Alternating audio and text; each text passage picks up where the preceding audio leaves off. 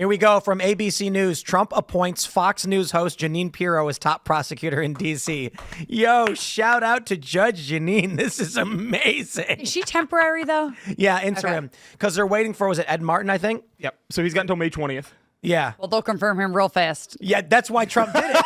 That's why Trump did it. I want to see. Somebody needs to go to Tom. Actually, I'm going to do it tomorrow. I'm going to go to the guy. So Tom Tillis, if you're watching for some reason, I'm going to come ask you. So get a good question, a good answer ready. You know, because he's the one that really took the lead on sinking Ed Martin. Now you've got Judge Jeanine. Which, I mean, what is he going to say to that? What Such a great move. But Trump. Amazing move by Trump. He's allowed to appoint an interim while waiting for a confirmation.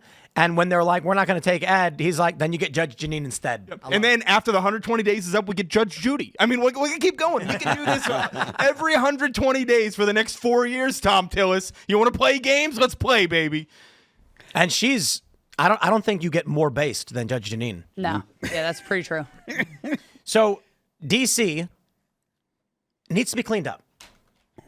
And even if she is interim, I'm hoping that she cleans it up. Yeah, I mean, I live in D.C. now. I just moved there. I've got an apartment where I can it's pretty high up and I can see what's going on the ground. It's in a pretty nice area, right? And I'm sitting there the other day, me and my girlfriend looking out the window. Oh, it's beautiful, everything. And then you see some guy rear end somebody else, carjack a car on the 695 expressway there, and the Metropolitan Police are just watching as he carjacks and then gets away. He's gone. So it's nice and exciting. Yeah, nice and exciting. You're right. And so you can't rely on the city police to do anything. They are choked out by the city council in D.C. And it's not even just that. You get the feds involved. They can handle carjacking and such. But it needs to go further than that. The reason that people, in my opinion, that Tom Tillis and a bunch of other rhinos are coming out against somebody like Ed Martin is not because of their virtue signaling. Oh, well, I didn't like what he said about J6. No, they're worried about their own crimes. They're worried about a D.C. That is the most powerful U.S. attorney in the country. Okay, these people have been hiding crap for years. And they know that you get the right U.S. attorney in there, they're going to be investigated. They're going to lose. I mean, they're going to end up in jail. I mean, there are a bunch of allegations that came out against Tom Tillis about various fraud and the credible allegations over the past day. They're terrified. Somebody like Judge Jeanine, she doesn't care. She's been saying this for years. She's a bulldog. I would love to see her. I was excited when I saw this article on the way here. I was like, holy crap, this is real. I busted out laughing when I heard that he was considering it. And then we were actually filming the Green Room show when the news broke that she will be the interim D.C. attorney. Glorious. It's a great move. Look, everybody's mad at Trump, acting like the Trump admin's got to do literally everything all at once. But we are getting some tremendous victories. Yeah. I mean, come on, Doge has been fantastic. I still don't think it's enough. I know. Agree. I'm just saying, we don't have a lot of time yet left. And then there's the campaign season's coming up. You needed to get as much done, as radical stuff as you could in the beginning of the term so that the moderate people that would vote, forget about it by the time the elections come for the next. So the shock and awe approach where you go in there and they can only, the mainstream media can only be mad about so many things at one time. That's right. And the closer you get to the primary, the closer you get to the next election, they'll forget and they'll only remember the last couple of months of things and how they felt then. They're not going to remember what you did month 1 through 5. Someone needs to take Lisa's black pills away. It's true though. How's that a black pill? That's just real. No, fair enough. But the point that I'm making is we're just past 100 days. It's what is it? 2 weeks ago that was his first 100 days. Guys, this is what's problematic. It's exactly what what's his face said about the omnibus bill. That this is the plan coming in. You were campaigning. There were plenty of people that thought he was going to win. You had a plan going in. Execute it. It's almost like the omnibus stuff. That we're going to vote on spending bills. Make the time. Do the individual spending items. Make them individual bills. They don't plan ahead. They didn't do it again. We knew what we were getting into, we had from November to January 1st or January 20th to get it done. You mean in that time? Well, yes, you've got a team to appoint people to positions and all that, but you can't tell me that the Republicans couldn't think like, what are our main priorities? Let's push them through right away before the next election cycle. So you worked with multiple members of Congress. You know, people take it out on Speaker Johnson a lot. Is he doing enough? Is he good enough? It's very hard to wrangle all those people and all those interests and things like that. It's really that Congress is basically run by 20-year-olds and their LDs and swamp people like chiefs. There are plenty of good members that have been, like, they come in with all these good intentions and then they get a chief of staff that's like appointed to them basically, or they find them and they've been there for 20 years and because they live in DC and it's not part of their package, they watch CNN even though they're a Republican, right? And you get that DC swamp brain and they steer the member, right? So, and they're the ones, like, a member can't read every bill that goes out there. He can't be an expert on every policy, especially if you're on multiple committees. When you're only passing 5 in the past 3 months, no, you there's can probably way more. read them all. There's way more that goes through than that, especially with committee meetings and markups and all those things. And so they really rely heavily on their staff, and most staffers are 23 to 25-year-old idiots. Yeah, but we're not even talking about hugely. They're the one that's pushing the legislation, that and committees. Right. So, but Johnson. Just think about it here. We're talking about, okay, they've now been, what's it, Thursday now? Okay, so now they've got a 4-day weekend. They go, you say they're in their district busting their asses. I didn't say on 4-day weekends. I said in August they are. But go ahead, keep going. All right, well, and so, is it too much to expect more out of them? To say that there should have been a lot more done. There should have been, well, why is there just shock and awe in the executive branch? We have the House, we have the Senate, we have and the White House. You're only getting shock and awe out of the White House. You're not getting anything out of the House of Representatives. The Senate's been, You're not going to, because they're influenced by lobbyists and moderate districts. Why? You also know that the majority that the Republicans have is really still pretty narrow. Correct. So if they had if they had 400 seats, it'd be like, all right, whatever, do whatever you want. But the majority of the Republicans have in the Congress is like, what is it, like 3 reliable or something like that? And Republicans are not like the Democrats where they all fall in line. There are different Republicans that have different agendas. I mean, like, you're not going to get Thomas Massie to vote for spending increases. It's just not going to happen. I love him. And I'm a big fan of Thomas Massie too. But like, there are going to be times where there's going to be a bill that like the Republicans want, and there are going to be people on like the Freedom Caucus that are like, nope. And they're reliable Republicans, and they're actually probably the best Republicans, but they're not going to bend because they have to worry about their constituents, and their constituents are going to be like, why did you vote for this?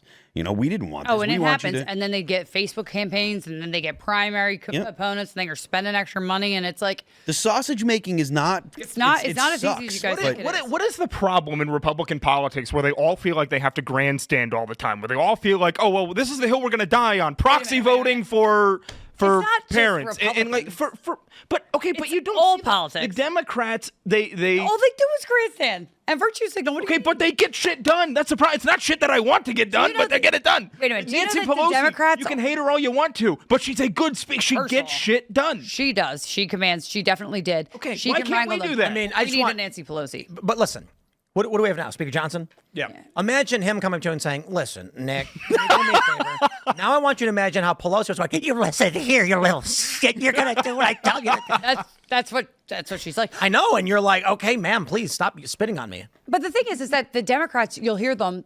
I have Democrat friends or people that I knew that worked on that, and they're like, at least you Republicans don't have the infighting or the things. At least you're united. They say the same things we do. Listen to them talk. They say the same things we do. I promise you. It's just what happened. Like, this is what people respond when they see how the sausage is made. And you hear that phrase is a thing for a reason. How the sausage is made. When the Democrats shut down when they were censuring, what's his face? What's that guy's name who wiggled the cane at Trump? Oh, Al Green. Yeah, Al Green. When they censured him, what happened? They all walked in the middle and started singing a song, and Speaker Johnson was like, "Can you please stop? Please, people, I quit," and then he just like leaves. Okay. I'm paraphrasing. He actually said, "Order, we're adjourned," and then left. And I'm like, "What?" Yeah, he should have had. You were censuring the guy. Call in the sergeant at arms. Have them all arrested. Yeah, he doesn't do it. He doesn't do it.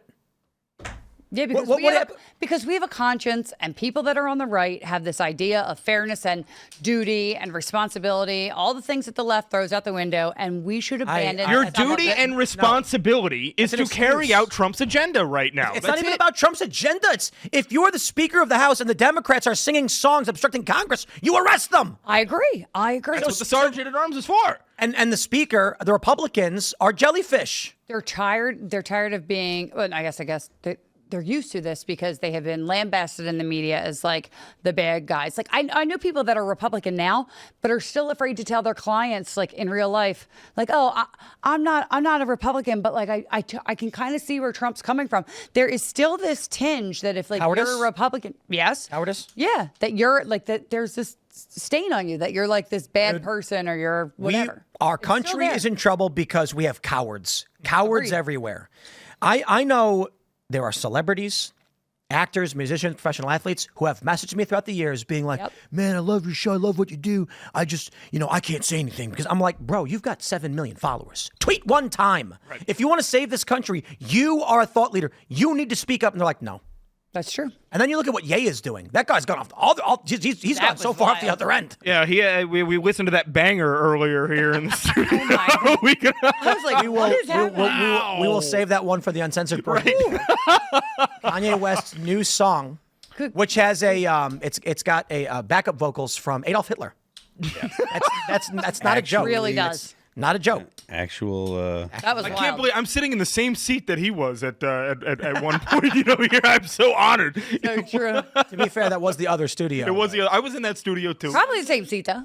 Oh yeah, I think we probably. moved it over. But yeah, I mean, I think that maybe that's a little bit different than somebody like tweeting on X about I don't know how much further you can go to cancel Ye. I mean, he's already had his bank accounts frozen or whatever, and he said it all in the song. If you want to play it back, he can explain everything that was taken from him. We'll get there. We will take a listen on the uncensored portion of the show for obvious reasons. I have a lot to say about Ye. He was on Piers Morgan recently. Kanye was? Me and Piers walk off again. Wild lately. Yeah, me and Piers are brothers in Ye walking off your show. That is true. I'm like, oh, he did it there too. Great, that's not as bad. It was actually really funny when he walked off on Piers because Piers was like, I didn't say anything. Like he just like we know what that's like. I mean, I actually talked to the guy for 28 minutes. Kind of. Look, He didn't participate a ton. He just No, for sure. He just said, but on Piers is like, it's good to have you. I believe you have, 32 million? And he's like, oh, here you go. No, I have more than that. He's like, I'm sorry. And he's like, I'm leaving. And he was like, what? How dare you say I have 1 million less followers than I actually have? Sneeko was like, and during debate prep, we were having like he had some good answers. And so I'm like, so then why does he do this every time? It's a stunt. It's fake.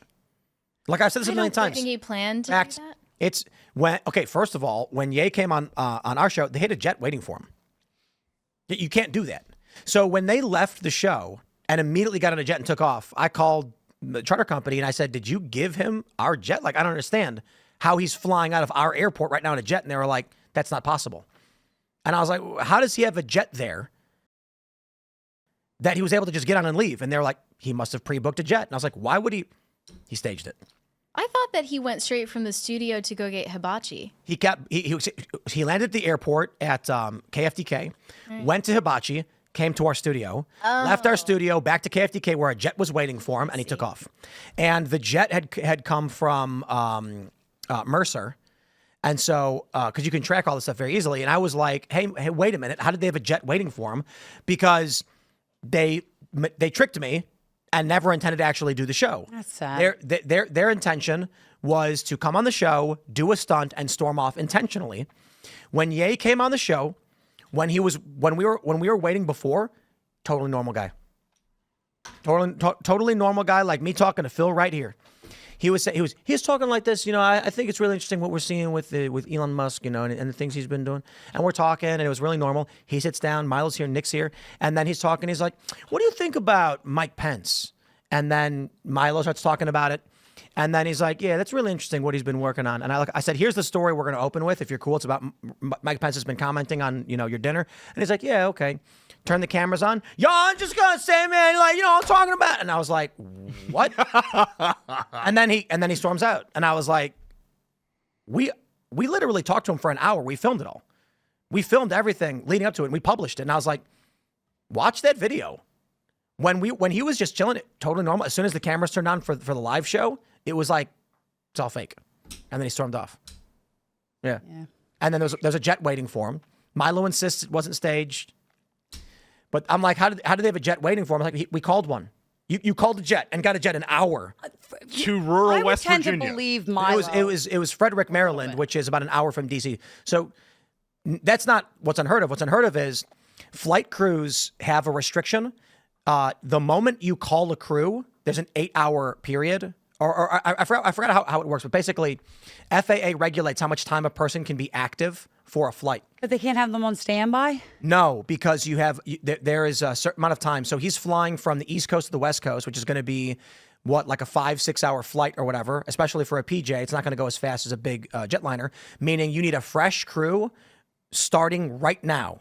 So when I called our broker, they said, this is not possible. You cannot get a jet like this because the crew has to have basically just woken up. FAA has restrictions on how long they can work, meaning a crew was ready to come on board at KFDK right now with the jet set to fly in. She's like, I've never seen anybody book a jet to come to an airport like that within an hour or 2 hours. It's like a day is crazy. She told me the only time I've ever booked someone on a quick turnaround flight like that, it was like we were flying from San Francisco to San Jose, and it was like a 3-minute flight. And so they flew there and flew right back, and it didn't disrupt any of the scheduling. But booking for a cross-country flight within an hour, she's like, impossible. No, I believe it. I just can't see Milo doing that at the time to you and Cassandra. Like, I just can't see him, like, for as crazy as Milo can be sometimes. He is loyal, and he doesn't I don't like. think that he did it intentionally. Yeah, like, I don't think that, like, that's why I find it hard to. I can totally see it. Really? It didn't hurt us in any meaningful way. What ended up happening was when we announced we were going to have Ye, Nick, and Milo on the show, we were getting a ton of flack. People were yelling at us.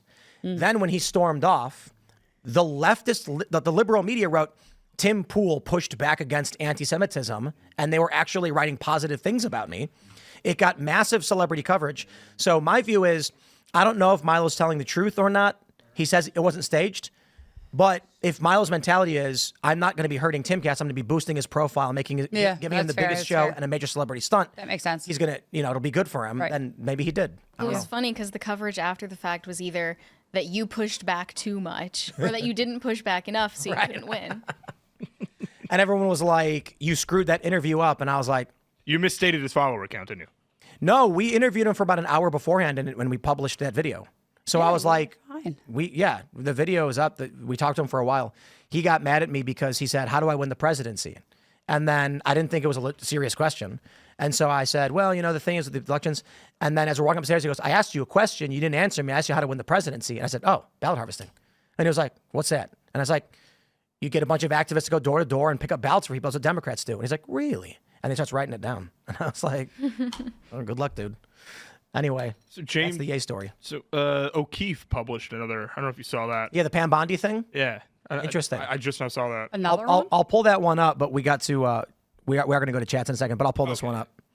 Take a look. Attorney General of the United States, Pam Bondi, was at the White House and disclosed what she represented as brand new information in relation to Jeffrey Epstein. The existence of tens of thousands of videos featuring little children. There are tens of thousands of videos of Epstein with children or child porn. Now, this is the first time an official has publicly acknowledged that videos of Epstein and his victims exist. What you may not know is just 9 days prior, the Attorney General had a very similar conversation with a total stranger in a restaurant. Do you know when the Epstein files are going to get released? We hope soon. The FBI has been. Okay. So- Any dates? No, you know what it is? There are tens and thousands of videos. Yeah. And it's all with little kids. So they have to go through every one. In the past, officials have spoken about the, quote, mountain of evidence in the Epstein case, but they've never, previous to that moment, acknowledged on the existence of videos of, quote, little kids. Just a few days later, at 2 p.m. on May 1st, our reporter sent the AG's office the text of the recording. We asked why this detail had not been disclosed to the public, but was instead being told to a random stranger at a restaurant. The Attorney General used almost the exact same language as she did with the stranger in the restaurant. Language that we shared with her press office. There are tens and thousands of videos, and it's all with little kids. There are tens of thousands of videos of Epstein with children or child porn. Now, we hesitated to publish this story, but believe, like we did yesterday, that the public has a right to know. And this one raises serious questions. On one hand, why did our country's highest law enforcement official share this information first not with the American people, but with a self-described nanny at brunch? But more importantly, why was this information held back in the first place? Does this show that a government apparatus is still working behind the scenes to protect powerful people involved in the scandal? Based upon the response to our Epstein story yesterday, it's clear that the American people want answers, and they want accountability. Wow. James O'Keefe, brother, you are the best journalist of our generation. I am in awe. The balls it takes to pull an operation like this off, undercover reporting of the Attorney General of the United States, especially Pam Bondi, who's supposed to be doing right by the American people who voted in Donald Trump. James O'Keefe, man, you are doing the Lord's work. I am very impressed, and this is incredible. It actually appears that we only learned about this from Pam Bondi because of the work of James, and they tried to preempt his release of this video by her coming out and saying this. So what's the hopefully point? we get more. I don't understand the point. Why not? This is what the American people want. I mean, we obviously we want some substance. Nobody to this wants stuff. to see those videos. Nobody wants to see the video. We're not asking to see the videos. You know, we're asking for just give us more. She's been silent on the Epstein files for Congressional hearing. A hearing where she can she can go before Congress. They can ask her questions and she can answer. Look, I'd like documents. I'd like files, any kind of proof. But I will settle for, at least right now, she goes before Congress and say, what are these videos? Here's what we have. What are these files? Here's what we have. At least describe what they're working on. Mm-hmm. Rep. Comer just came out a day or so ago and said that all these files were there was plenty of evidence that was deleted, files missing, right? And then she clapped back at him saying, laughed and said, I'll call him later. Why isn't she talking to the chair of the House Oversight Committee to begin with? Why is there a disconnect there? James Comer isn't just some random congressman. Correct. I don't understand what the disconnect is, and I don't understand why we knew a lot of this evidence was supposedly there. And again, it's been months. You can't arrest one person from the Epstein case. Right, right. Not all of them. Give me What about one? any kind of action against Prince Andrew? One thing. Just give me one thing. They won't do that because it's the monarchy. Yep. But just give me one person. Why not? Make it a low level. I don't really person. care. I don't really care if it's a monarchy or not. Well, I know you don't, but they won't. Let's be fair here. Is Epstein Island in the U.S. or is it outside? No, I think it's private. So if the prince was not in the U.S., they can't arrest him. Is it BVI? Well, they can. They could out him, they could shame him, they could do a lot of things, but they won't do that to the. They can bar him from the Island. They can announce he's barred from the United States. Little St. James is a private island in the United States Virgin Islands. Okay. So it is a U.S. island. U.S. territory then. Thanks for checking out this clip from Timcast IRL. Make sure to watch the show live Monday through Friday at 8 p.m. Subscribe to this channel, and we will see you all there.